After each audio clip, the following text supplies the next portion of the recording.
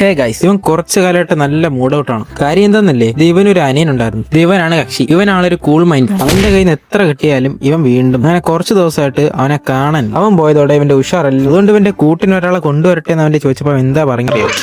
അവന്റെ സമ്മതം കിട്ടിക്കഴിഞ്ഞാൽ പിന്നെ നമുക്ക് വേറെ എന്ത് നോക്കാം. തലയിൽ കൊള്ളാത്തൊരു ഹെൽമറ്റുമായി നമ്മൾ യാത്ര തുടങ്ങി. അവസാനം അവിടെ ചെന്നെത്തി നോക്കിയപ്പോ ഇവിടത്തെ കാര്യങ്ങളുടെ കിടപ്പ് പക്ഷെ അത്ര ശരിയല്ല.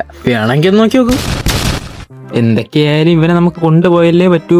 അങ്ങനെ അവന്റെ ഹൗസ് ഓണറോട് അവനൊരു ടാറ്റാ ബൈ ബൈ പറഞ്ഞ് പെട്ടിയിലോട്ട് കയറി. പെട്ടിയിൽ അടങ്ങിയിരിക്കത്തില്ല എന്നൊക്കെയാണ് ഹൗസ് ഓണർ പറഞ്ഞത്. പക്ഷെ ഇവനാൾ ഡീസന്റ് ആണ്. ഒരു ശല്യം ഇല്ലാതെ വീട് വരെ എത്തി. അങ്ങനെ അവന്റെ പുതിയ കൂട്ടുകാരിയെ സർപ്രൈസ് ആയി കാണിക്കാൻ പോയി നോക്കിയതാണ്. അങ്ങനെ വാലുകൊണ്ട് താളം തെറ്റിയിരുന്ന അവന്റെ താളം തെറ്റി ഇറങ്ങിയൊരൊറ്റ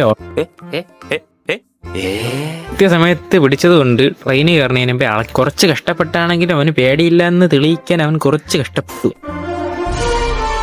എന്നാൽ നമ്മൾ അതിഥിക്ക് എന്ത് പേടി? കണ്ടാ തോന്നുന്നത് ഇവന്റെ വീടും ഇവനാണ് അതിഥി. എന്തായാലും ഇവൻ വീടുമായിട്ട് ഉടനെ തന്നെ ഇണങ്ങുന്നതാണ് നമ്മുടെ നിഗമനം. പക്ഷെ പ്രശ്നം അതൊന്നുമല്ല. ഇവളെ കണ്ട് എന്തിനാണ് ഇവൻ ഇത്രയും പേടിച്ചിരിക്കുന്നതെന്ന് ഒരു പിടിയും കിട്ടുന്നില്ല. ചിലപ്പോൾ അവന് തീഷ്ണമായ നോട്ടം കണ്ടിട്ടായിരിക്കാം.